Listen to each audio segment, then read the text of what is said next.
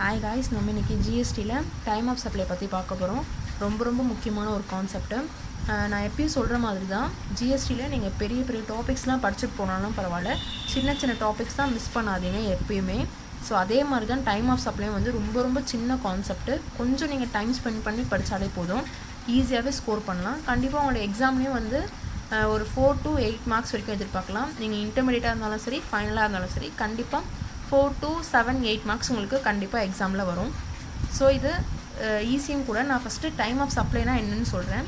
Time of சப்ளைன்றது நீங்கள் எப்போ வந்து ஒருத்தர்கிட்ட வந்து ஜிஎஸ்டியை கலெக்ட் பண்ணணும்னு சொல்கிறாங்க. அதாவது time of supply is point at which supply is liable to tax. எந்த இடத்துல நீங்கள் எந்த பாயிண்டில் வந்து எந்த டேட்குள்ளே நீங்கள் ஜிஎஸ்டியை கலெக்ட் பண்ணணும் அப்படின்றது சொல்கிறாங்க. டியூ டேட் பற்றி இங்கே பேசல. டியூ டேட்டுன்றது நீங்கள் கலெக்ட் பண்ண டேக்ஸை வந்து எப்போ கவர்மெண்ட்க்கு பே பண்ணணுன்றதை பற்றி பார்க்குறது. ஸோ டியூ டேட்டையும் டைம் ஆஃப் சப்ளையும் ரெண்டுத்தையும் கன்ஃபியூஸ் பண்ணாதீங்க. ஆனால் டைம் ஆஃப் சப்ளையை வச்சு தான் டியூ டேட்டை சொல்வாங்க. ஓகே, ஸோ டைம் ஆஃப் சப்ளைன்றது நீங்கள் இப்போ ஒரு ஆகஸ்ட்டில் ஒரு சப்ளை பண்ணியிருக்கீங்கன்னா எந்த டேட்லன்னு சொல்லி பார்த்துட்டு, அது இப்போ ஒரு வேளை ஆகஸ்ட் மந்த்துக்கான சப்ளைவாக இருந்ததுன்னா நீங்கள் அதை next month 20th September 20th அதை பே பண்ணணும். நீங்கள் கலெக்ட் பண்ண டேக்ஸை வந்து பே பண்ணணுன்றதை சொல்லுவாங்க. ஓகே, ஸோ நீங்கள் எந்த மந்தில் வந்து உங்களோட சப்ளையை கொடுத்துருக்கீங்கன்றதை பார்க்குறது ரொம்ப இம்பார்ட்டன்ட். அதுக்கு தான் வந்து எந்த டேட்டில் பண்ணியிருக்கோம். ஒரு வேளை வந்து அது வந்து ஒரு பாயிண்ட் ஜூலையில் போயிடுச்சுன்னு வச்சுக்கோங்களேன். ஜூலை 31st ஜூலையில் வந்துடுச்சுன்னா அப்போனா August 1 கிடையாது, 31st ஜூலை ஆகிடுச்சு. அப்போனா அந்த August 20th பே பண்ணணும் அப்படின்னு சொல்கிறது தான் வந்து டைம் ஆஃப் சப்ளையில் வந்து டியூ டேட்டை பற்றி பேசல. டைம் ஆஃப் சப்ளைன்றது எந்த டேட்டில் உங்களோட சப்ளை இருந்திருக்கு, எப்போ நீங்கள் டேக்ஸை கலெக்ட் பண்ணணுன்றது சொல்லியிருக்காங்க. அதை வச்சு தான் வந்து டியூ டேட்டே நிர்ணயிக்கப்படுது. அதாவது எப்போக்குள்ளே நீங்கள் அந்த கலெக்ட் பண்ண டேக்ஸை எப்போக்குள்ளே பே பண்ணணுன்றதை சொல்கிறாங்க. ரெண்டுத்தையும் கன்ஃபியூஸ் பண்ணாதீங்க. ஓகே, ஸோ டைம் ஆஃப் சப்ளைன்றது 2 வகையாக இருக்குது. ஒன்று வந்து கூட்ஸ்க்கு ஒன்று இருக்குது, இன்னொன்று வந்து சர்வீசஸ்க்கு இருக்குது. ஓகே, டைம் ஆஃப் சப்ளை தனித்தனியாக இருக்குது. கூட்ஸ்க்கு எப்படி பண்ணணும், சர்வீசஸ்க்கு எப்படி பண்ணணும்னு சொல்லிட்டு. ஸோ ஃபஸ்ட் நம்ம வந்து கூட்ஸுக்கு எப்படின்னு சொல்லி பார்க்கலாம். கூட்ஸ் வந்து இந்த மாதிரி 4 பிரிஞ்சிருக்கு. ஸோ 4ல் ஃபஸ்ட் வந்து forward charge, reverse charge, voucher and interest and late fee. கூட்ஸ்னால் கூட்ஸ் ஆனதை மட்டும்தான் பார்க்கணும், சர்வீசஸ் தான் பார்க்கணும். ஸோ டைம் ஆஃப் சப்ளைவை எதுக்கு சொல்கிறாங்கன்னு சொல்லி ஃபஸ்ட்டு பார்க்கணும். கூட்ஸுக்கு வருதா, சர்வீசஸ்க்கு வருதானே. ஓகே, ரெண்டுத்தையும் பார்த்தோம். டைம் ஆஃப் சப்ளைன்னு வந்தோன்னா கூட்ஸ் மட்டும் தான் நீங்கள் நல்லா படித்தது தான் ஞாபகம் இருக்கணும். சர்வீசஸ் ஒரு வேலை கேட்டாங்கன்னா மறந்து போய்ட்டு வேறு ஏதாவது குழப்பி எழுதக்கூடாது. ரெண்டுத்தையுமே நல்லா பார்த்துட்டு போங்க, ஈஸியும் கூட. நான் உங்களுக்கு நோட்ஸ் கொடுக்குறேன், என்கிட்ட இருக்க நோட்ஸு. ஸோ அதை பார்த்தாலே உங்களுக்கு கண்டிப்பாக புரியும். ஃபஸ்ட்டு வந்து இந்த 4ல் forward charge, reverse charge, voucher, interest or late ஃபீல. ஃபஸ்ட் நம்ம ஃபார்வர்ட் சார்ஜ் பற்றி பார்க்கலாம். அதாவது ஃபார்வர்ட் சார்ஜ்க்கு வந்து time of supply of goods என்னன்னு சொல்லி பார்க்குறோம். ஸோ முதல்ல ஃபார்வர்ட் சார்ஜ்னால் என்னன்னு சொல்லி தெரிஞ்சுக்கணும். ஃபார்வர்ட் சார்ஜுன்றது எப்பயுமே வந்து ஒரு சப்ளைக்கான ஜிஎஸ்டியை நம்ம வந்து சப்ளையருக்கு வந்து கொடுப்போம். அதாவது நம்மக்கிட்டேருந்து டேக்ஸை வந்து சப்ளையர் கலெக்ட் பண்ணி சப்ளையர் வந்து கவர்மெண்ட்க்கு பே பண்ணுவாங்க. இதுதான் நார்மலாக எப்பயுமே நடக்கிறது. வந்து நம்ம வந்து ஒரு ரெசிபியன்ட் வந்து, அதாவது வந்து கூட்ஸ் வந்து எனக்கு ஒருத்தன் விற்கிறான்னா நான் வந்து அவனுக்கு ஜிஎஸ்டி பே பண்ணுவேன். அந்த ஜிஎஸ்டியை அவனே வச்சுக்க மாட்டான், சப்ளையர் வந்து அவனே வச்சுக்க மாட்டான். அதை கொண்டு போயிட்டு நான் இவ்வளோ டர்ன் ஓவர் பண்ணியிருக்கேன் அப்படின்னு சொல்லி அவன் கவர்மெண்ட்க்கு பே பண்ணுவான். இதுதான் எப்பயுமே நடக்கிற ஒன்று. இதுதான் வந்து ஃபார்வர்ட் சார்ஜ். இதுதான் வந்து கரெக்டானதும் கூட. Okay, normal charge, straight charge எல்லாமே இதுதான் சொல்லுவாங்களே. ஸோ எப்பயுமே ஒரு சப்ளைக்கு யார் டேக்ஸ் பே பண்ணுவாங்கன்னு சொல்லி எந்த கொஷின்லாவது ஏதாவது கேட்டாங்கன்னா உங்களுக்கு சொல்ல தெரியணும், சப்ளைக்கு எப்பயுமே சப்ளையர் தான் டேக்ஸ் பே பண்ணுவான். இல்லை ரெசிபியன் தானே வந்து டேக்ஸை கொடுக்குறான், ஸோ அவன் தானே வந்து டேக்ஸை பே பண்ணுறதா அர்த்தம்னு கிடையாது. நீ வந்து கொடுக்கலாம். அதாவது வந்து சப்ளையருக்கு வந்து ரெசிபியன்ட் வந்து டேக்ஸை கொடுக்கலாம். வித்த கூட்ஸுக்கு வந்து ஜிஎஸ்டி அவனோட இன்வாய்ஸில் போட்டு கொடுத்துருப்பான். ஸோ அந்த ஜிஎஸ்டி அமௌண்ட்டை வந்து ரெசிபியன்ட் வேணாலும் கொடுக்கலாம். அப்படி கொடுத்தாலுமே அந்த காசை கொண்டு போய் ஜிஎஸ்டியில், அதாவது ஜிஎஸ்டி கவுன்சில் கவர்மெண்ட்க்கு பே பண்ண போகிறது யாருன்னா சப்ளையர் தான் வந்து பே பண்ண போகிறான். ஸோ அதை தான் வந்து ஃபார்வர்ட் சார்ஜுன்னு சொல்கிறாங்க. ரிவர்ஸ் சார்ஜுன்றது அப்படியே ஆப்போசிட்டு. இது எல்லாத்துக்குமே ஒர்க் அவுட் ஆகாது. ரிவர்ஸ் சார்ஜுன்றது ஒரு சில நோட்டிஃபைடு சர்வீசஸ் அண்ட் நோட்டிஃபைடு கூட்ஸ்க்கு மட்டும்தான் ரிவர்ஸ் சார்ஜ் ஒர்க் அவுட் ஆகும். அந்த ரிவர்ஸ் சார்ஜில் வந்து ரெசிபியன்ட் தான் டேக்ஸை வந்து கவர்மெண்ட்க்கு பே பண்ணுவான். ஓகே, எப்பயுமே சப்ளையர் தான் டேக்ஸை கவர்மெண்ட் பே பண்ணுவான். அதுதான் கரெக்டும் கூட. எப்பயுமே பார்க்குறது எல்லா கூட்ஸ் அண்ட் சர்வீசஸ்க்கும் அதுதான். ஒரு சில நோட்டிஃபைடு சர்வீசஸ் அண்ட் கூட்ஸுக்கு ரெசிபியன் தான் பே பண்ணுற மாதிரி இருக்கும். ஸோ அதுதான் வந்து ரிவர்ஸ் சார்ஜில் எப்படின்னு சொல்லி பார்ப்போம். ஓகே, ஸோ நான் முதல்ல ஃபார்வர்ட் சார்ஜ் பற்றி தான் இங்கே நான் சொல்லிட்டுருக்கேன். ஸோ ஃபார்வர்ட் சார்ஜுன்றது எப்பயும் வந்து சப்ளையர் தான் பே பண்ணுவான். ஸோ அந்த மாதிரி இருக்கிறதுல எப்படி டைம் ஆஃப் சப்ளை கண்டுபிடிக்கணுன்றதை பார்க்கணும். Okay, so time of supply is earliest of date of invoice or last day to issue invoice. Okay, first date of இன்வாய்ஸ்ன்றது என்னது? அந்த சப்ளையர் வந்து உங்களுக்கு ஒரு இன்வாய்ஸ் கொடுப்பான். அந்த இன்வாய்ஸில் என்னெல்லாம் இருக்கும்னா, சப்ளையரோட ஜிஎஸ்டி நம்பர் இருக்கும், சப்ளையரோட கடை பேர் இருக்கும், அந்த டேட் என்னைக்கு அவங்க இன்வாய்ஸ் கொடுக்கணும் அதோட டேட்டை போட்டு கொடுத்துருப்பான். இவ்வளோ குவான்டிட்டி நீ வாங்கியிருக்க, ஜிஎஸ்டி இவ்வளோ பே பண்ணணும் அப்படின்னு சொல்லி கொடுக்குறது தான் வந்து இன்வாய்ஸ்ன்னு சொல்கிறாங்க. ஸோ இன்வாய்ஸ் தான் எனக்கு என்னன்னு தெரியும். இன்வாய்ஸில் ஒரு டேட் இருக்கும் பார்த்தீங்களா? ஸோ அந்த டேட்டு தான் வந்து சொல்கிறாங்களே. ஒன்று வந்து டேட் ஆஃப் இன்வாய்ஸாக இருக்கலாம், அப்படி இல்லைனா last day to issue invoice. Last day to issue invoice தான் என்ன சொல்லியிருக்காங்க, இந்த டேட்டில் நீ இஷ்யூ பண்ணியிருக்கணும் அப்படின்னு சொல்கிறாங்க. அது வந்து என்னென்ன கேசஸ்லாம், இதெல்லாம் வந்து எக்ஸாம்பிள்ஸ்ன்னு பார்க்கலாம். Okay, so last day to issue இன்வாய்ஸ்னால் date of removal of goods. அதாவது உன்னோட குடோன்லேருந்து நீ வந்து சப்ளை பண்ணுறேன்னு சொல்லி உன் குடோன்லேருந்து வெளியே போயிடுச்சு, ரிமூவ் ஆயிடுச்சுன்னா அதையும் last date of issue of இன்வாய்ஸ்ன்னு சொல்லலாம். Date of delivery of goods or date on which goods are made available to buyer. அதாவது நீ வந்து என்றைக்கு டெலிவரி பண்ணுற கூட்ஸை வந்து என்றைக்கு வந்து கஸ்டமர் கிட்ட போய் சேருது அப்படின்னா பையர் வந்து அது என்றைக்கு அதை வந்து இந்த கூட்ஸை அவைலபிளாக வச்சுருக்கான், அவன் கிட்ட பையர்கிட்ட என்றைக்கு போய் சேருதுன்றதை பார்க்குறதா. ரெண்டுமே ஒன்று தான், delivery of goods available to the buyer. என்றைக்கு வந்து அவனுக்கு போய் சேருதோ அந்த டேட்டு. ஒருவேளை ரிமூவல் ஆஃப் கூட்ஸாக இருக்கலாம், இல்லாட்டி இந்த டேட்டாக இருக்கலாம். மோஸ்ட் ஆஃப் த டைம் இது ரெண்டு தான் உங்களுக்கு கொடுத்து செக் பண்ணுற மாதிரி இருக்கும், கீழே இருக்கிறது வராது. ஆனால் இதையும் தெரிஞ்சு வச்சுக்கோங்க. கண்டினியூஸ் சப்ளை ஆஃப் கூட்ஸாக இருந்ததுன்னா இயர்லியர் ஆஃபர், இது ரெண்டுத்தை பார்க்கணும். கண்டினியூஸ் சப்ளை ஆஃப் குட்ஸ்னால் என்ன சொல்கிறாங்கன்னா, இப்போது ஹோல்சேலாக வந்து ஒருத்தன் வந்து ஆயில் வந்து ஒருத்தனுக்கு சப்ளை பண்ணிட்டு இருக்கான்னு வச்சுக்கோங்களேன். ஹோல்சேலாக மீன்ஸ் அதாவது ஒரு ஹோல்சேலர் வந்து ஒரு ரீட்டெயிலுக்கு வந்து செல் பண்ணிகிட்டு இருக்கான். ஆயில் வந்து ஆயில் கடை வச்சுருக்கானா வந்து அவனுக்கு தினமும் குறைஞ்சிட்டே வரும் ஆயில் கொஞ்சம் கொஞ்சமாக. ஸோ வந்து அதுக்கேற்ற மாதிரி சப்ளை போயிட்டே இருக்கும், உள்ளே வந்துகிட்டே இருக்கும், அதை விற்றுக்கிட்டே இருப்பான். ஓகே, ஹோல்சேலாக வந்துகிட்டே இருக்கும், அதை விற்றுக்கிட்டே இருப்பான். ஸோ அந்த மாதிரி கண்டினியூஸாக சப்ளை இருக்கிற இடத்துல இருந்து எப்படி வந்து நம்மளுக்கு ஜிஎஸ்டி பே பண்ணுறாங்க, அதாவது எந்த டேட்டை வந்து சொல்கிறாங்கன்னு பார்த்தீங்கன்னா டேட் ஆஃப் பீரியாடிக்கல் ஸ்டேட்மெண்ட். ஒரு ஸ்டேட்மெண்ட் கொடுப்பான்ல, இவ்வளோ நான் உனக்கு சப்ளை பண்ணியிருக்கேன், காலையில் இவ்வளோ சப்ளை பண்ணால் மதியானம் இவ்வளோ வந்திருக்கு, நைட் இவ்வளோ வந்திருக்கு, இந்த ஒரு மாதத்தில் இவ்வளோ பண்ணியிருக்கேன், இந்த ஒரு வாரத்தில் இவ்வளோ பண்ணியிருக்கேன் அப்படின்னு சொல்லி பீரியாடிக்கலாக ஒரு ஸ்டேட்மெண்ட் கொடுப்பாங்க. அதுவாக இருக்கலாம். அப்படி இல்லைனா பேமெண்ட், அவன் எந்தெந்த இதுக்கு வந்து எவ்வளோ பேமெண்ட் பண்ணிகிட்டே வரானோ இது ரெண்டுத்தில் எது இயர்லியராக இருக்கோ அதுதான் வந்து last day to issue of invoice அப்படின்னு சொல்கிறாங்க. ஓகே, ஸோ நெக்ஸ்ட் வந்து goods sent on sale or return basis. உங்கள் கூட்ஸ் வந்து சாம்பிளுக்கோ எதுக்காண்டியோ சென்ட் பண்ணுறேன்னா அப்போ வந்து உனக்கு டைம் ஆஃப் சப்ளை எதுன்னு சொல்லி கேட்குறாங்க. டேட் ஆஃப் அக்செப்டன்ஸ், அப்படி இல்லைனா 6 months from the date of removal of goods. உங்கள் இடத்த விட்டு போய் 6 மாதம் ஆயிடுச்சு, இன்னமும் அவன் அக்செப்ட் பண்ணாமே இருந்தாலும் அது அக்செப்ட் பண்ணதான் அர்த்தம். ஸோ இது வந்து இது ரெண்டுத்தில் எது வந்து இயர்லியராக இருக்கோ அதுதான் வந்து last day to issue invoice. Okay, so இதுக்கெலாம் இந்த மாதிரி கேஸ்லாம் நீ இன்வாய்ஸே இஷ்யூ பண்ணாமல் வச்சுருந்தாலும் இந்த டேட்குள்ளே பண்ணியிருக்கணும், இதெல்லாம் பண்ண வேலைக்குள்ளே நீ பண்ணியிருந்துருக்கணும். பண்ணலனாலும் இதுதான் உன்னோட இன்வாய்ஸ் டேட்டா அர்த்தம் அப்படின்னு சொல்கிறாங்க. ஸோ ஒன்று வந்து டேட் ஆஃப் இன்வாய்ஸ், நீ இன்வாய்ஸில் வந்து என்ன டேட் போட்டு கொடுத்துருக்கியோ அது, அப்படின்னா last day to issue invoice, ரெண்டுத்தில் இதுதான். உங்களுக்கு முன்னாடிலாம் வந்து பேமெண்ட்டையும் வச்சு பார்க்குற மாதிரி இருக்கும். ஓகே, இப்போ அந்த பேமெண்ட் அப்படியே தூக்கிட்டாங்க, இதில் ஃபார்வர்ட் சார்ஜில் பேமெண்ட் அப்படியே தூக்கிட்டாங்க. நீங்கள் பழைய புக்கு ஏதாவது யூஸ் பண்ணிட்டு இருந்தீங்கன்னா தயவுசெய்து புதுசாக இருக்க இந்த அமெண்ட்மெண்ட்ஸை எழுதிக்கோங்க. ஃபுல்லாக அமெண்ட் பண்ணிட்டாங்க, அந்த பேமெண்ட்ஸ் அப்படியே தூக்கிட்டாங்க. முன்னாடி வந்து ஃபார்வர்ட் சார்ஜுக்கு வந்து 1.5 டர்ன் இருந்ததுன்னா அப்போ வந்து நீங்கள் வந்து ஒரு 1.5க்கு மேலே போயிட்டு நீங்கள் முன்னாடியே அட்வான்ஸ் எல்லாம் வாங்கினீங்கன்னா, அதாவது பேமெண்ட்லாம் உங்களுக்கு முன்னாடியே உள்ளே வந்ததுன்னா அப்போ வந்து அதையும் வந்து ஒரு சீப்னு ஒரு பாயிண்ட் போட்டு இயர்லியர் ஸ்டாஃபில் அதையும் கொடுத்துருந்தாங்க. இப்போ அதை ஃபுல்லாக அப்படியே எடுத்துட்டாங்க, அதாவது ஃபார்வர்ட் சார்ஜ்க்கு அதை எடுத்துட்டாங்க. அடுத்து வர்றதுக்கு என்ன ஆகுதுன்னு பார்க்கலாம். ஸோ இது ரெண்டு தான் பார்க்குற மாதிரி இருக்கும், earliest of this two only. Okay, ரொம்ப ரொம்ப ஈஸி ஃபார்வர்ட் சார்ஜில் கொடுக்குறது. இந்த மாதிரி ஈஸியாலாம் கண்டிப்பாக கொடுக்க மாட்டாங்க, எப்படின்னு மட்டும் தெரிஞ்சால் போதும். ஓகே, ஸோ நெக்ஸ்ட் வந்து ரிவர்ஸ் சார்ஜ் எப்படின்னு சொல்லி பார்க்கலாம். ரிவர்ஸ் சார்ஜ் பார்க்குறதுக்கு முன்னாடி ஃபார்வர்ட் சார்ஜை வச்சு சின்னதாக ஒரு எக்ஸாம்பிள் மாதிரி பார்க்கலாம். புக்கில் ஒரு எக்ஸாம்பிளே சொல்கிறேன். ஓகே, இந்த எக்ஸாம்பிள் வந்து C of Chennai supplies goods to M of Madurai. C has to send the goods for delivery from Chennai to Madurai. C sends the goods to M on 30th May 2018 sent பண்ணியிருக்காங்க. Turnover of the previous year was 2.5 crore. அதாவது இந்த 2.5 crore இதுக்கு எதுக்கு சொல்கிறாங்கன்னா இந்த forward சார்ஜ்க்கு உங்களுக்கு confuse பண்ணுறது தான் சொல்கிறாங்க. இந்த பேமெண்ட்டு இது எல்லாமே வந்து தேவையில்லாதது. ஃபார்வர்ட் சார்ஜ் பொறுத்த வரைக்கும் இது ரெண்டுமே வந்து தேவையில்லாமல் தான் கொடுத்துருக்காங்க. இதை நீங்கள் பார்க்கணும் அவசியம் இல்லை. இந்த ப்ரீவியஸ் இந்த டேர்ன் ஓவர் கூட நீங்கள் பார்க்கணும் அவசியம் இல்லை. ஒருவேளை நீங்கள் மாற்றி போய் பழைய ப்ரொவிஷன்ஸை படிச்சுட்டு போனால் தான் வந்து நீங்களே கன்ஃபியூஸ் ஆகி தப்பாக எழுதிட்டு வருவீங்க. ஓகே, ஸோ இது ரெண்டுமே நமக்கு தேவையே இல்லை, இதை வச்சு தான் நம்ம பார்க்க போகிறோமே. Okay, so removal of goods வந்து 30th May, date of issue of இன்வாய்ஸும் 30th May, last date for issue of இன்வாய்ஸும் 30th May. இதுக்கு முன்னாடியே வந்து நீங்கள் பேமெண்ட் பண்ணியிருக்கீங்க 31st March and 1st April உங்களுக்கு அக்கௌண்ட்டில் வந்திருக்கு அப்படின்னு சொல்லியிருக்காங்க.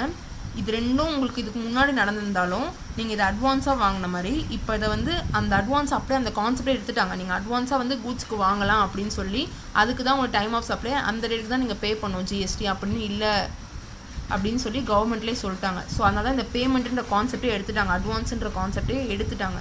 ஓகே, ஸோ இந்த மூணுத்தை பார்த்தா போதும். மூணுத்துலையுமே 30th மே தான். ஸோ உங்களோட இது வந்து டைம் ஆஃப் சப்ளை வந்து 30th May date of issue of invoice அப்படின்னு சொல்லி கொடுத்துருக்காங்க. ஸோ நெக்ஸ்ட் வந்து ரிமூவல் ஆஃப் குட்ஸ் வந்து 30th May, date of issue of invoice June 2nd June, last day to issue invoice வந்து 30th மே தான். எப்படி இது ரெண்டுத்தையும் கம்பேர் பண்ணுங்கள். ரிமூவல் ஆஃப் குட்ஸ் வந்து உங்கள் இதுலேருந்து வெளியே போனது வந்து 30th மேவே போயிடுச்சு. அதுக்கப்புறம் 2 நாள் கழிச்சு தான் நீங்கள் இஷ்யூ பண்ணியிருக்கீங்க இன்வாய்ஸே. ஸோ இது ரெண்டுத்துல எது 30th மே தான் இயர்லியஸ்ட்டு, மேக்கு அப்புறம் தான் ஜூனு. ஸோ வந்து 30th மே தான் டைம் ஆஃப் சப்ளை. ஓகே, இது ரெண்டுத்தையும் தயவுசெய்து பார்க்காதீங்க, கன்ஃபியூஸ் பண்ணுறதுக்கு தான் கொடுத்துருக்காங்க. நெக்ஸ்ட் வந்து 30th மே வந்து ரிமூவல் பண்ணுறாங்க. டேட் ஆஃப் இன்வாய்ஸ் வந்து 20th மே, 2 நாளுக்கு முன்னாடியே வந்து இன்வாய்ஸை கொடுத்துட்டாங்க. அப்போ last day to issue invoice, removal of goods தான் வந்து last day to issue of இன்வாய்ஸ்னு கொடுத்துருக்காங்க. ஸோ இதுக்கு வந்து 30th மே. ஸோ இந்த ரெண்டுத்தையும் கம்பேர் பண்ணுங்கள். 20th மேயா 30th மேன்னு பார்த்தீங்கன்னா ஃபஸ்ட்டு இயர்லியஸ்ட் வந்து 20th மே தான். ஸோ டைம் ஆஃப் சப்ளை வந்து 20th May date of invoice. Okay, ரொம்ப சிம்பிள் தான். நெக்ஸ்ட்டு ரிவர்ஸ் சார்ஜ் பற்றி பார்க்கலாம். ஸோ நெக்ஸ்ட்டு வந்து ரிவர்ஸ் சார்ஜ் மெக்கானிசம், அதுக்கு எப்படி time of supply of goods வந்து கண்டுபிடிக்கணுன்றதை இதுங்களை பார்க்க போகிறோம். ஸோ ரிவர்ஸ் சார்ஜ் பற்றி நான் ஆல்ரெடி அங்கே ஃபார்வர்ட் சார்ஜ் இருக்கும்போதே சொன்னேன். ஃபார்வர்ட் சார்ஜில் எப்பயுமே வந்து சப்ளையர் தான் வந்து டேக்ஸை வந்து கவர்மெண்ட்க்கு பே பண்ணுவான் அப்படின்னு சொல்லி. இங்கே வந்து ரிவர்ஸ் சார்ஜ்ன்றது அப்படியே ஆப்போசிட். இங்கே வந்து எப்பவுமே ரெசிபியன்ட் தான் பே பண்ணுவான். இது வந்து எல்லா சர்வீஸ் எல்லா கூட்ஸ்க்கெல்லாம் பொருந்தாது. ஒரு சில நோட்டிஃபைட் கூட்ஸ் அண்ட் சர்வீசஸ்க்கு மட்டும்தான். அதாவது ஜிஎஸ்டி கவுன்சிலே வந்து நோட்டிஃபிகேஷன் கொடுத்துருக்காங்க. ஆர்சிஎம் வந்து என்னென்னலாம் கேசஸ்க்கெலாம் வந்து ரெசிபியன்ட் பே பண்ணணும், ரொம்ப மினிமலாக தான் இருக்கும். ஓகே, ஸோ நான் அதுக்கான எக்ஸாம்பிள்ஸ் ரிவர்ஸ் சார்ஜ் மெக்கானிசம்லாம் என்னன்னு சொல்லி விலாவரியாக ஃபைனலில் நீங்கள் நல்லாவே படிப்பீங்க. நான் ஃபைனல்காண்டி கண்டிப்பாக வந்து இந்த வீடியோவும் கண்டிப்பாக போடுறேன் ரிவர்ஸ் சார்ஜ் பற்றி. ஓகே, ஸோ இதுக்கு டைம் ஆஃப் சப்ளைனா என்னன்னு சொல்லி பார்க்கலாம். So time of supply is earliest of date of receipt of goods. Okay, A வந்து date of receipt of goods, என்றைக்கு வந்து உங்கள் கையில் கூட்ஸ் கிடைக்குதோ அந்த டேட்டாக இருக்கலாம். அப்படி இல்லைனா payment entered in the books of accounts of recipient.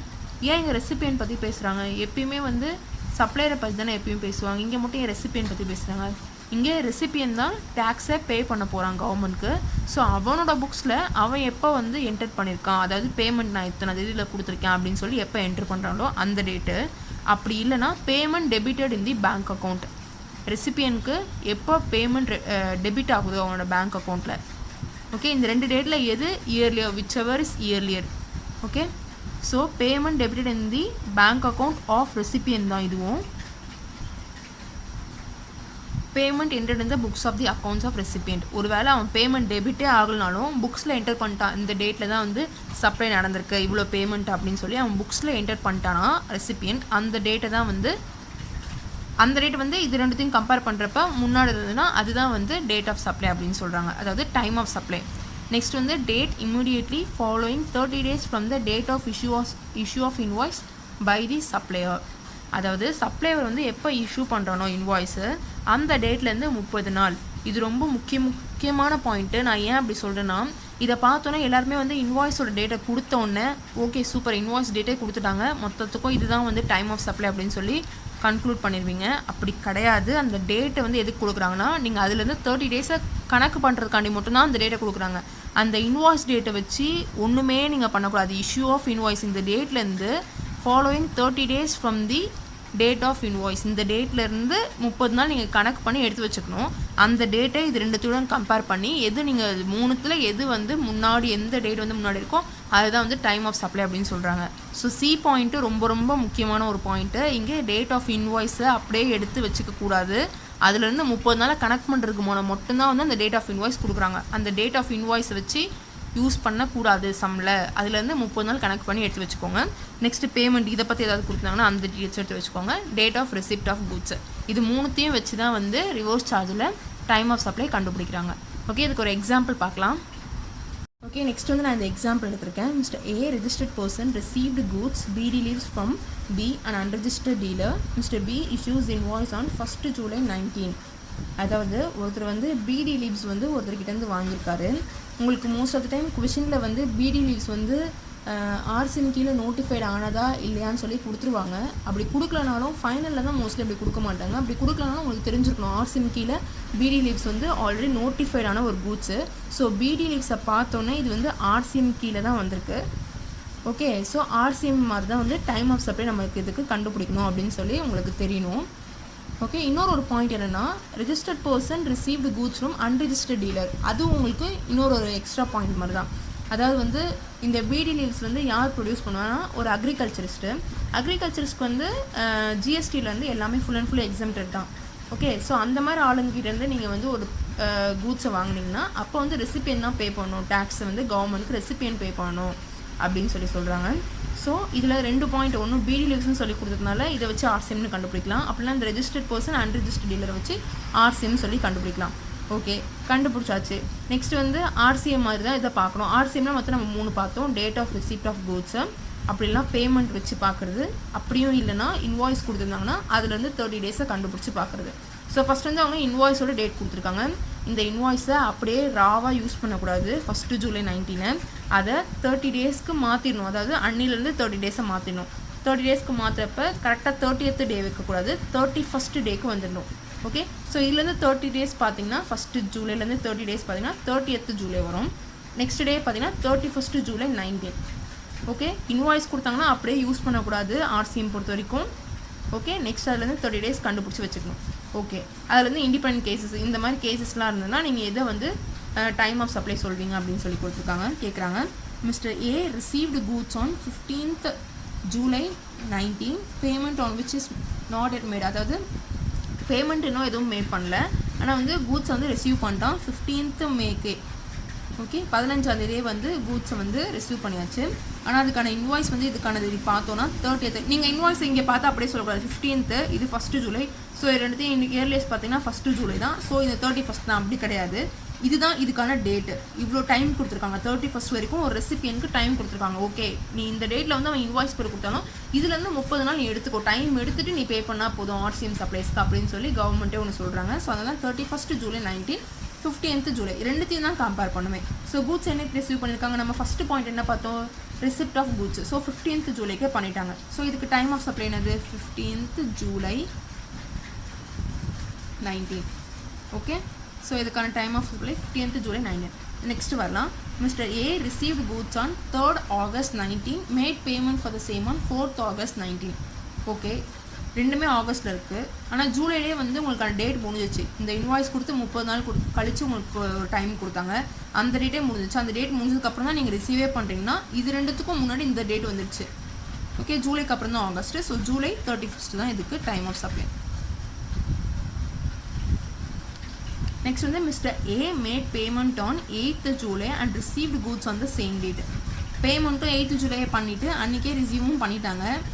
Okay, so இதுக்கு அடுத்து தான் இந்த டேட் வருது. ஸோ இதுக்கான டேட் வந்து 8th ஜூலை தான், இயர்லியஸ்ட் வந்து 8th ஜூலை தான். நெக்ஸ்ட் வந்து A received goods on 10th July 19 and make payment for the same on 9th July 19. Receive பண்ணது என்னமோ 10th தான், ஆனால் 9th ஜூலை வந்து பேமெண்ட் பண்ணிட்டேன். நம்ம என்ன பேமெண்ட் வந்து முன்னாடி இருந்தால் ஃபஸ்ட்டு பேமெண்ட் தான். 3த்துல எது இயர்லியஸ்ட்டாக இருக்கோ அதுதான். ஸோ 3த்துல இயர்லியஸ்ட் பார்த்தீங்கன்னா இது 31st, இது 10th, இது 9th. ஸோ 9th தான். So 9th July. அவ்வளோதான், ரொம்பலாம் குழம்ப வேணாம். உங்களுக்கு பார்த்தோன்னே இந்த இன்வாய்ஸை மட்டும் இந்த மாதிரி டேட்டை மாற்றிட்டு இதோட கம்பேர் பண்ணுற மாதிரி இருக்கணும். ரிவர்ஸ் சார்ஜ் இவ்வளோ தான், சின்னது தான் concept. Okay, so reverse charge மெக்கானிசமில் கூட்ஸோடதை பார்த்தாச்சு. நெக்ஸ்ட் என்னன்னு சொல்லி பார்க்கலாம். ஓகே, நெக்ஸ்ட் வந்து நம்ம வவுச்சர்ஸ் பற்றி பார்க்க போகிறோம். வவுச்சர்ஸ்ன்றது எப்போ வரும்னா, இப்போ ஒருத்தர் நீங்கள் கூட்ஸோ சர்வீஸோ ஒருத்தருக்கு ஏதோ சப்ளை பண்ணியிருக்கீங்க, அந்த டைமில் வந்து அவன் காசாக கொடுக்காம உங்களுக்கு ஒரு மாதிரி வவுச்சராகவோ, அதாவது நான் ஒரு கொடுக்க வேண்டிய காசுக்கு ஒர்த்தாக வந்து ஒரு வவுச்சர் கொடுத்துட்றேன், அதை வச்சு நீங்கள் ஏதாவது பண்ணிக்கோங்க அப்படின்னு சொன்னால். ஓகே, ஸோ அந்த வவுச்சர் வந்து கிஃப்ட் வவுச்சராக இருக்கலாம், கன்சிடரேஷன் வவுச்சராக இருக்கலாம், எதுவாக இருந்தாலுமே அந்த வவுச்சர் வந்து என்ன இதுவாக இருக்கணும், அதாவது ஐடென்டிஃபைபிளாக பண்ண மாதிரி இருக்கா. அதாவது வவுச்சர் கொடுக்குறப்பே வந்து இது மட்டும்தான் வாங்கணும்னு சொல்லி ஸ்பெசிஃபிக்காக உங்களுக்கு கொடுக்குற மாதிரி ஒரு வவுச்சராக இருந்ததுன்னா, அதாவது ஃபார் எக்ஸாம்பிள் நான் ஷர்ட் கூப்பன் எடுத்துக்கிறேன், அதை நீங்கள் போய் எந்த இடத்துல ஷர்ட் மட்டும்தான் வாங்க முடியுமே எங்கே கொடுத்தாலுமே. ஸோ அந்த மாதிரி ஒரு ஐட்டம் வந்து வவுச்சர்ஸ் அந்த மாதிரி ஏதாவது கொடுத்தாங்கன்னா அதுக்கான டைம் ஆஃப் சப்ளை வந்து date of issue of voucher. என்றைக்கு வந்து உங்களுக்கு அந்த வவுச்சர் கொடுக்குறாங்களோ அதுதான் வந்து டைம் ஆஃப் சப்ளை அப்படின்னு சொல்கிறாங்க. ஓகே, நெக்ஸ்ட் வந்து உங்களோட வவுச்சரோட நேச்சரை வந்து அன்ஐடென்டிஃபைபிள் ஃபுட் பாஸ்ன்னு சொல்லி கொடுத்துறாங்க. நீங்கள் என்ன வேணாலும் சாப்பிடலாம், அந்த இடத்துக்கு போய்ட்டு என்ன வேணாலும் பண்ணிட்டு போகலாம் அப்படின்னு சொல்கிறாங்க. ஓகே, என்ன வாங்க போகிறீங்கன்னு சொல்லி உங்களுக்கு இப்போ ப்ரெசென்ட்டாக தெரியல, ஓகே, அன்ஐடென்டிஃபைபிளாக இருந்ததுன்னா அப்போ அதுக்கான டைம் ஆஃப் சப்ளை வந்து date of redemption of voucher. Redemption of வவுச்சர்னா என்றைக்கு அந்த வவுச்சர் வந்து எக்ஸ்பயர் ஆகுதோ அதுதான் உங்களோட டைம் ஆஃப் சப்ளை. எக்ஸ்பைரி ஆகுதோ அப்படிலாம் நீங்கள் என்றைக்கு போய் ஃபுட்டை போய் அந்த இடத்துல வாங்குறீங்களோ அதுதான் வந்து டைம் ஆஃப் சப்ளை அப்படின்னு சொல்கிறாங்க. ஸோ வவுச்சரை பொறுத்த வரைக்கும் இது ரெண்டு தான், ரொம்ப ரொம்ப சிம்பிள். ஓகே, ஸோ நெக்ஸ்ட்டு வந்து interest or late fee. Interest or late ஃபீக்கு எப்போ வந்து டைம் ஆஃப் சப்ளை அப்படின்னு சொல்கிறாங்க. ஸோ அதுக்கான டைம் ஆஃப் சப்ளை பார்த்தீங்கன்னா date of which supplier receive சர்ச் அடிஷன் இன் வேல்யூ. அதாவது நீங்கள் ஒருத்தருக்கு வந்து கூட்ஸ் கொடுக்குறீங்க, அந்த கூட்ஸை வந்து இவ்வளோ நாளுக்குள்ளே 1 மாதத்துக்குள்ளே பே பண்ணணும் அப்படின்னு சொல்கிறீங்க. அவன் 1 மாதத்துக்குள்ளே பே பண்ணல, 2 மாதம் எடுக்குது. அந்த 2 மாதத்துக்கான இன்ட்ரெஸ்ட்டும் லேட் ஃபீயும் நீங்கள் கலெக்ட் பண்ணுறீங்க உங்களோட இன்வாய்ஸோட சேர்த்து. ஸோ அந்த மாதிரி கலெக்ட் பண்ணுறப்ப அவன் அதை அப்போவே கொடுக்கல, இன்வாய்ஸ் நம்ம போட்டு கொடுத்த அன்றைக்கே கொடுக்காம கொஞ்சம் டைம் எடுத்து கொடுக்குறான்னா, ஸோ அந்த அமௌண்ட் நீங்கள் கலெக்ட் பண்ணுறீங்க பார்த்தீங்களா. ஃபார் எக்ஸாம்பிள் ஒரு 5000 ருபீஸ் இன்ட்ரெஸ்ட் அண்ட் லேட் ஃபீயாகவே உங்களுக்கு வந்திருக்கு. ஒரு 50,000 கூட்ஸை வர்த்துள்ள கூட்ஸ் வந்து நீங்கள் கொடுத்துருந்தாலும் அதுக்கு 5000 கிட்ட இன்ட்ரெஸ்ட் அண்ட் லேட் ஃபீயே வந்திருக்குன்னா அதுக்கான டைம் ஆஃப் சப்ளை என்னதுன்னா date on which supplier receive such addition in value. என்றைக்கு வந்து அவன் ரிசீவ் பண்ணுறானோ அதுதான் டேட் ஆஃப் சப்ளை அப்படின்னு சொல்கிறாங்க. உங்களோட இன்வாய்ஸில் நீங்கள் முன்னாடியே அதை போட்டிருந்தாலும் நீங்கள் ரிசீவ் பண்ணுற டேட்டை தான் வந்து அவங்க டைம் ஆஃப் சப்ளைன்னு சொல்கிறாங்க. ஸோ நீங்கள் என்றைக்கு ரிசீவ் பண்ணுறீங்களோ அதுதான் உங்களோட டைம் ஆஃப் சப்ளை. புரிஞ்சுக்கோங்க, டேட் நீங்கள் என்றைக்கு இன்வாய்ஸில் போட்டு கொடுத்துருக்கீங்களோ அது கிடையாது. Date of which supplier receives the சர்ச் அடிஷன் இன் வேல்யூ அப்படின்னு சொல்லி கொடுத்துருக்காங்க. ஸோ அவ்வளோதான். ஸோ நம்ம ரிவர்ஸ் சார்ஜ் மெக்கானிசம் பார்த்துருக்கோம், இன்ட்ரெஸ்ட் அண்ட் லேட் ஃபீ பார்த்துருக்கோம், வவுச்சர்ஸ் பற்றி பார்த்துருக்கோம், அதுக்கப்புறம் ஃபார்வர்ட் சார்ஜ் பற்றியும் பார்த்தாச்சு. நெக்ஸ்ட் வந்து கூட்ஸ் ஃபுல்லாகவே முடிச்சிட்டோம், அதாவது time of supply of goods முடிச்சாச்சு. நெக்ஸ்ட் வந்து time of supply of services பற்றி பார்க்கலாம். ஓகே, ஸோ நெக்ஸ்ட் வந்து நம்ம time of supply of services பற்றி பார்க்க போகிறோம்.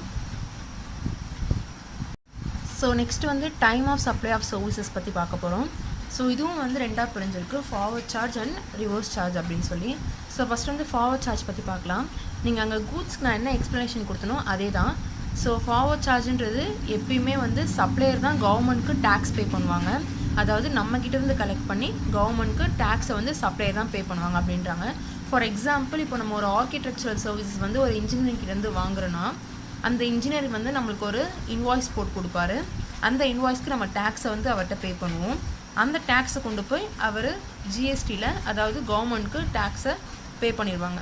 ஓகே, ஸோ நம்மகிட்டேருந்து கலெக்ட் பண்ணி கவர்மெண்ட்க்கு பே பண்ணுறது தான் ஃபார்வர்ட் சார்ஜ் அப்படின்னு சொல்கிறாங்க. ஸோ இந்த ஃபார்வர்ட் சார்ஜ்க்கு டைம் ஆஃப் சப்ளை என்னதுன்னு சொல்லி பார்க்குறோம். டைம் ஆஃப் சப்ளை ஆஃப் சர்வீசஸ்க்கு என்னன்னு சொல்லி பார்க்குறோம். கூட்ஸ்க்கு நம்ம ஆல்ரெடி பார்த்துறோம், இப்போ பார்க்குறது சர்வீசஸ். ஸோ இது எப்படி நம்ம பார்க்கணும்னா ஃபஸ்ட் வந்து if invoice issued within 30 days from the date of supply of services. அதாவது நம்ம ஆல்ரெடி இதே மாதிரி ஒன்று பார்த்தோம். ரிவர்ஸ் சார்ஜில் வந்து இன்வாய்ஸ் கொடுத்துருந்தாங்கன்னா அதுலேருந்து 30 days பார்த்துருப்போம். இங்கே வந்து சப்ளை ஆஃப் சர்வீஸ் பார்க்குறோம். ஓகே, ஸோ இன்வாய்ஸ்லேருந்து 30 days இங்கே எடுக்கல, டேட் ஆஃப் சப்ளை ஆஃப் சர்வீஸ்லேருந்து 30 days எடுத்துருவாங்க. If invoice issued within 30 days from the date of supply of service. Okay, எல்லோரும் எந்த இடத்துல குழம்புவோன்னா ஓகே இன்வாய்ஸ் நம்ம அங்கே ஆல்ரெடி பார்த்த மாதிரி தான் எங்கேயும் இருக்குது. ஸோ வந்து இன்வாய்ஸ் டேட் கொடுத்தாங்கன்னா அதுலேருந்து 30 நாள் எடுத்துக்கணும் அப்படின்றது கிடையாது. டேட் ஆஃப் சப்ளைலேருந்து 30 நாள் எடுத்துக்கணும்னு சொல்கிறாங்க. ஸோ அதை கம்பேர் பண்ணணும். டேட் ஆஃப் சப்ளையும் கொடுத்துருவாங்க, அந்த சப்ளை ஆஃப் சர்வீஸோட டேட்டும் கொடுத்துட்டாங்கன்னா அந்த டேட்டை வந்து அதுலேருந்து 30 நாள் எடுத்துக்கோங்க. அந்த 30 நாளுக்குள்ளே இன்வாய்ஸ் கொடுத்துருக்காங்களா இல்லையான்னு சொல்லி பார்க்கணும். ஒரு வேளை அந்த 30 நாளுக்குள்ளே இன்வாய்ஸை கொடுத்துருந்தாங்கன்னா இஃப் எஸ்னா date of issue of invoice, இல்லை அந்த 30 நாளுக்குள்ளே இன்வாய்ஸ் கொடுக்கலன்னா date of provision of service அப்படின்னு சொல்கிறாங்க. ஓகே, ஸோ இது ரெண்டுத்துக்கும் காமனாக இருக்குது பார்த்தீங்கன்னா date on which supplier receives the payment, ரெண்டுத்துக்கும் காமனாக இருக்குது. ஓகே, ஸோ இது ரெண்டுத்துக்கும் இயர்லியராக எது இருக்கோ அதுதான் அப்படின்னு சொல்கிறாங்க. ஒரு வேளை வந்து பேமெண்ட்டோட டேட் வந்து ஈஸியாக இந்த டேட்க்கு இந்த எல்லா டேட்டுக்கும் முன்னாடி உங்களுக்கு இருந்ததுன்னா அப்படியே கண்ணை மூடிட்டு போடலாம், பேமெண்ட்டோட டேட்டு தான் முன்னாடி அப்படின்னு சொல்லி. ஒரு வேளை வந்து இது ரெண்டுத்தையும் கொடுத்து இதோட கம்பேர் பண்ணுற மாதிரி இருந்ததுன்னா கண்டிப்பாக நீங்கள் கொஞ்சம் பார்த்து தான் பண்ணணும். ஓகே, ரொம்ப பயப்படுற மாதிரிலாம் ஒன்றும் இல்லை. எப்பயும் வந்து நம்ம ரிவர்ஸ் சார்ஜில் வந்து இன்வாய்ஸ்லேருந்து 30 days எடுத்தோம், இங்கே சப்ளை ஆஃப் சர்வீஸ்லேருந்து 30 days, இதை மட்டும் ஞாபகம் வச்சுக்கிட்டா போதும். ஓகே, புதுசாக எதுவும் இல்லை. சப்ளை ஆஃப் சர்வீஸ்லேருந்து 30 நாள் எடுத்துக்கிட்டு அதை கம்பேர் பண்ணுங்கள் டேட் ஆஃப் ப்ரொவிஷன் அண்ட் இன்வாய்ஸோட, வேறு ஒன்றும் இல்லை. ஓகே, ஒரு எக்ஸாம்பிள் பார்க்கலாம், கண்டிப்பாக உங்களுக்கு புரியும். ஸோ இப்போ இந்த எக்ஸாம்பிள் என்ன கொடுத்துருக்காங்கன்னு பார்க்கலாம். ABC company a cost accountants firm issued invoice for services rendered to Mr. Ram on 5th August 19. Invoice issue பண்ண டேட் கொடுத்துட்டாங்க. ஓகே, ஸோ இந்த மாதிரி இண்டிபெண்டன்ட் கேஸ் கொடுத்துருக்காங்க. இதுக்கான டைம் ஆஃப் சப்ளை என்னன்னு சொல்லி கண்டுபிடிக்க சொல்கிறாங்க. ஸோ ஃபஸ்ட்டு என்னென்னு கொடுத்துருக்காங்கன்னா provision of services were completed on 1st July 19. 1st July 19 வந்து எல்லா சர்வீஸும் கம்ப்ளீட் ஆகிருக்கு அப்படின்னு சொல்லியிருக்காங்க. ஸோ நம்ம பார்த்தோன்னா முதல்ல என்ன கண்டுபிடிக்கணும், ப்ரொவிஷன் ஆஃப் சர்வீஸ்லேருந்து 30 டேஸை முதல்ல கண்டுபிடிக்கணும். ஓகே, ஸோ 30 டேஸ்ன்றது 31st டேட்டை தான் சொல்லணும் எப்பயுமே. ஸோ இதுலேருந்து 30 டேஸ் பார்த்திங்கன்னா 30th ஜூலை சொல்லலாம். ஸோ அதுக்கு அடுத்த டே 31st July. So 31st July 19. Okay, so இதை வந்து இப்போ கம்பேர் பண்ணணும். ஸோ இப்போது இன்வாய்ஸ் வந்து 30 டேஸ்க்குள்ளே கொடுத்துருக்காங்களா? கொடுக்கல. ஏன் இன்வாய்ஸோட டேட் என்னது 5th Augustன்னு சொல்லி கொடுத்துருக்காங்க. ஆனால் இதுலேருந்து 30 டேஸ் பார்த்திங்கன்னா 31st July 19. ஓகே, இப்போது நம்மளுக்கு இதுலேருந்து டேட்டில் கொடுக்கல. அப்போது என்னோடய டைம் ஆஃப் சப்ளை பார்த்திங்கன்னா 1st July 19 தான். இது எதுக்கு கண்டுபிடிக்கணும், ஒன்லி ஃபார் கம்பேரிசனுக்கு மட்டும்தான் அதை கண்டுபிடிக்கிறோம். இதை வச்சு இதுதான் ஆன்சர்னு சொல்லி எங்கேயும் சொல்ல போகிறது கிடையாது. ஓகே, புரியுதுல? நம்ம இது எதுக்கு கண்டுபிடிக்கணும்னு சொல்லிட்டு இதையும் கொடுத்துருக்க இன்வாய்ஸ் டேட்டையும் கம்பேர் தான் பண்ண போகிறோமே, 30 நாளுக்குள்ளே கொடுத்துருக்காங்களா இல்லையா அப்படின்னு சொல்லிட்டு. ஸோ நெக்ஸ்ட் ஒன்று பார்க்கலாம். The provision of services are complete on 5th July 19. 15th July 19 அப்படின்னு சொல்லியிருக்காங்க. இதுலேருந்து நெக்ஸ்ட் அதுக்கப்புறம் 30 டேஸ் பாருங்கள். 15th நெக்ஸ்ட்டு 10 டேஸ் வந்து 25th, அடுத்த 10 டேஸ் வந்து 5th வரும், 5th August வரும். அதுக்கு அடுத்து வந்து 15th August வரும். ஸோ அதுக்கு அடுத்து பார்த்திங்கன்னா 15th August 19. இதுதான் வந்து 30 டேஸ். ஓகே, இப்போ இன்வாய்ஸை கம்பேர் பண்ணுங்கள் இதோட. இப்போ 30 நாளுக்குள்ளே இன்வாய்ஸ் கொடுத்துட்டாங்களா? ஆமாம், கொடுத்துட்டாங்க. 5th August invoice கொடுத்துட்டாங்களே. இது வந்து 15th August ஆச்சு. இப்போது 30 நாள் கழிச்சு பார்த்தீங்கன்னா ஸோ 5th August கொடுத்துட்டாங்க. ஸோ இதுக்கான டைம் ஆஃப் சப்ளை பார்த்தீங்கன்னா 5th August தான். ஓகே, 2 டேட் வச்சு கம்பேர் பண்ணுறோம். ஒன்று வந்து கொடுத்துருக்காங்களா இல்லையான்னு சொல்லி பார்க்கணும். 30 நாளைக்குள்ளே கொடுத்துட்டாங்கன்னா டேட் ஆஃப் இன்வாய்ஸ் தான், கொடுக்கலன்னா date of provision of service, அவ்வளோதான். ஸோ இதுக்கு 5th August 19. புரியுதுல உங்களுக்கு? நீங்கள் உங்களோட புக்கில் இருக்க எக்ஸாம்பிளை பாருங்கள், கண்டிப்பாக புரியும். Okay, mister Ram mat the payment on 3rd July 19 where provision of services were completed on remaining to be completed. இன்னும் சர்வீசஸ் ஃபுல்லாகவே முடியவே இல்லை, ஆனால் பேமெண்ட் வந்து 3rd July பண்ணிட்டாங்க அப்படின்னு சொல்கிறாங்க. ஸோ 3rd July பண்ணிட்டாங்கன்னா ஆகஸ்ட் முன்னாடி மாதம் 3rd வந்துடுச்சு. ஸோ நான் அந்த பேமெண்ட் பற்றி அழகாக இப்படி ஈஸியாக கொடுத்துட்டாங்கன்னா அப்படியே பேமெண்ட்டோட டேட்டை அப்படியே போட வேண்டியதான். ஸோ 3rd July தான் இதுக்கான ஆன்சர். ஓகே, ஏன்னா வந்து இன்னும் சர்வீஸே கம்ப்ளீட் ஆகலை. சர்வீஸ் கம்ப்ளீட் ஆனால் தான் அதுலேருந்து டேட்டை நம்ம முதல்ல கண்டுபிடிக்கணும். அந்த டேட்டெல்லாம் கண்டுபிடிக்க முடியல. ஸோ இருக்கிறது 2 டேட்டு தான். இந்த 2 டேட்டை வச்சு டேட் ஆஃப் இன்வாய்ஸ் ஆர் அந்த பேமெண்ட் பார்த்தோம்ல, ஸோ இதை வச்சு 3rd July சொல்லி சொன்னால் போதும். நெக்ஸ்ட் வந்து mister Ram mat the payment on 15th August 19 and remaining to be completed. அதாவது சர்வீசஸ் இன்னும் கம்ப்ளீட் ஆகலை, 15th August தான் அப்படின்னு சொல்லியிருக்காங்களே பேமெண்ட் பண்ணதும். ஸோ இந்த 2 டேட்டை வச்சு தான் கம்பேர் பண்ண போருமே. ஓகே, அந்த எஸ்ஸுக்கானதில் பார்த்தோம்ல date of invoice or payment எப்போ வந்து பேமெண்ட் பண்ணுறாங்களோ. ஸோ வந்து பேமெண்ட் வந்து 15th August, இது வந்து 5th August இன்வாய்ஸ் கொடுத்துட்டாங்க. ஸோ எப்போ இன்வாய்ஸ் கொடுக்கணும் அதுதான் இயர்லியராக இருக்குது. So 5th August. ரொம்ப ரொம்ப ஈஸி தான். என்ன எதை பார்த்து கொஞ்சம் பண்ணணும், அவ்வளோதான். கொஞ்சம் புரிஞ்சுக்கணும் எக்ஸ்ட்ராவாக. ஓகே, அங்கே வந்து ரிவர்ஸ் சார்ஜ் மெக்கானிசம் ஆஃப் கூட்ஸில் வந்து 30 days from the date of invoice பார்த்தோம். இங்கே 30 days from the date of supply of service. Okay, அதை பார்த்துட்டு எஸ் ஆர் நோவை கண்டுபிடிச்சிட்டு டேட் ஆஃப் ப்ரொவிஷன் ஆஃப் சர்வீஸா டேட் ஆஃப் இன்வாய்ஸா அப்படின்னு சொல்லி பார்த்து அழகாக ஆன்சர் கண்டுபிடிக்கணும். ரொம்ப ஈஸி தான், ரொம்ப குழம்ப வேணாம். ஓகே, ஸோ நெக்ஸ்ட்டு போகலாம். ஸோ நெக்ஸ்ட்டு வந்து ரிவர்ஸ் சார்ஜ் மெக்கானிசம். அதில் எப்படி சர்வீசஸ்க்கு டைம் ஆஃப் சப்ளை கண்டுபிடிக்கிறாங்கன்னு பார்க்கலாம். ஸோ இங்கே எப்படி பார்க்கணுன்னா, நான் ஆல்ரெடி ரிவர்ஸ் சார்ஜ்னால் என்னென்னு உங்களுக்கு சொல்லியிருக்கேன். கூட்ஸில் எப்படி சொன்னோம் அதே தான். கூட்ஸில் வந்து மோஸ்ட் ஆஃப் த டைம் எப்பயுமே வந்து சப்ளையர் தான் வந்து கூட்ஸை டேக்ஸை நம்மகிட்டேருந்து கலெக்ட் பண்ணி ஜிஎஸ்டியாக கவர்மெண்ட்டுக்கு பே பண்ணுவாங்க. ஆனால் இந்த ரிவர்ஸ் சார்ஜ் பொறுத்த வரைக்கும் ரெசிபியன் தான் அப்படியே டேக்ஸை வந்து கவர்மெண்ட்டுக்கு பே பண்ணணும். அவன் எங்கேயும் கலெக்ட் பண்ணி பே பண்ண மாட்டான். அதாவது இங்கே எப்படி நம்ம ஃபார்வர்ட் சார்ஜில் ரெசிபியன் கிட்டேருந்து கலெக்ட் பண்ணி சப்ளையர் பே பண்ணுறானோ, இங்கே ரெசிபியன்ட்டே டைரெக்டாக போயிட்டு கவர்மெண்ட்டில் பே பண்ணுறது தான் ரிவர்ஸ் சார்ஜ் மெக்கானிசம்ன்றது. ஓகே. ஸோ இந்த ரிவர்ஸ் சார்ஜ் மெக்கானிசமுக்கு ஒரு எக்ஸாம்பிள் சொல்லணும்னா அட்வொகேட் சர்வீசஸ் சொல்லலாம். அட்வொகேட் சர்வீசஸ் வந்து notified services under RCM. So அவங்க வந்து ரெசிபியன் தான் பே பண்ணணும் அப்படின்னு சொல்கிறாங்க அதில். ஸோ அந்த மாதிரி கேசஸ்க்கு டைம் ஆஃப் சப்ளை அப்படின்னு சொல்லி பார்க்கலாம். So time of supply will be date of payment or date immediately following 60 days from the date of issue of invoice by the supplier. அதாவது நம்ம அங்கே எப்படி ரிவர்ஸ் சார்ஜில் வந்து இன்வாய்ஸ் கொடுத்தோன்னா 30 டேஸை கம்பேர் பண்ணுமோ அதே மாதிரி இன்வாய்ஸ் கொடுத்துட்டு 60 டேஸ் எடுத்துக்கணும். immediately following 60 days, அதாவது 61st டேவும் டேட் ஆஃப் பேமெண்ட் டேக்ஸ் கிடையாது, அந்த சர்வீசஸ்க்கு நம்ம எவ்வளோ காசு கொடுத்துருக்கோமோ அது ரெண்டுத்தையும் கம்பேர் பண்ணி அந்த 2 டேட்டையும் கம்பேர் பண்ணி இதில் எது இயர்லியராக இருக்கோ அதுதான் வந்து டைம் ஆஃப் சப்ளை அப்படின்னு சொல்கிறாங்க. ஓகே. ஸோ ரொம்ப easy reverse charge mechanism for services பொறுத்த வரைக்கும். டேட் ஆஃப் பேமெண்ட் நீங்கள் என்றைக்கு காசு கொடுக்குறீங்க, அப்படி இல்லைன்னா date of immediately following 60 days from the date of issue of invoice வந்து உங்கள் கையில் எப்போ கிடைக்குதோ அதுலேருந்து 60 days நீங்கள் பே பண்ணணும் அப்படின்னு சொல்கிறாங்க. டைம் ஆஃப் சப்ளை அதுதான் அப்படின்னு சொல்கிறாங்க. ஓகே. நெக்ஸ்ட் வந்து இதில் இன்னொன்று இருக்குது, அசோசியேட்டட் என்டர்பிரைசஸ் டிரான்சாக்ஷன்ஸ் அப்படின்னு சொல்லி. ஸோ இந்த அசோசியேட்டட் என்டர்பிரைசஸ் டிரான்சாக்ஷன் மீன்ஸ் உங்களுக்கு ஒரு ரிலேட்டட் பார்ட்டிஸ் வந்து வெளிநாட்டில் இருக்காங்க, அந்த ரிலேட்டட் பார்ட்டிஸ்கிட்டேருந்து நீங்கள் ஒரு சர்வீசஸ் வந்து வாங்கியிருக்கீங்கன்னா அப்போ வந்து அவன் வந்து டேக்ஸ் பே பண்ண முடியாது. ஏன்னா வந்து அவன் அன்ரிஜிஸ்டர்ட் பர்சன், நீங்கள் ரெஜிஸ்டர்ட் பர்சன். ஸோ அந்த மாதிரி இடத்துல நீங்கள் சர்வீஸ் ரிசீவ் பண்ணாலும் நீங்கள் தான் டேக்ஸ் பே பண்ணணும் அப்படின்னு சொல்லி RCM கீழே வருது. ஸோ அதுக்கான டேட் என்ன, அதாவது டைம் ஆஃப் சப்ளை என்னன்னு சொல்லி பார்க்குறாங்க.